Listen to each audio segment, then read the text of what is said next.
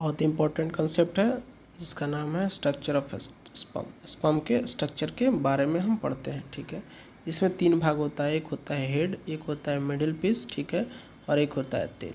Tell में जो होता है एक्सियल फिलामेंट प्रेजेंट होता है। प्लाज्मा मेम्ब्रेन जो होता है आउटर लेयर हो गया, प्लाज्मा मेम्ब्रेन बोलिए या सेल मेम्ब्रेन बोलिए। एक्रोसोम जो होता है वो ब्रेक करता है किसको, ओवम या एग के वाल को ब्रेक करता है। न्यूक्लियस जो होता है हैप्लॉइड होता है, 22+X रहेगा या 22+Y रहेगा, ठीक है।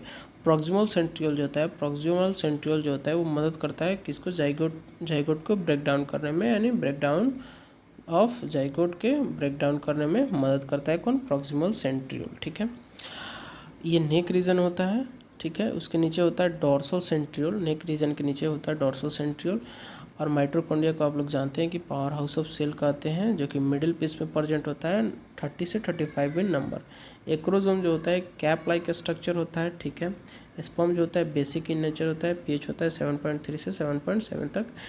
अमाउंट ऑफ स्पर्म यानी स्पर्म का अमाउंट पर एजैकुलेशन ड्यूरिंग क्वाइटस के दौरान 2 से 5 ml होता है।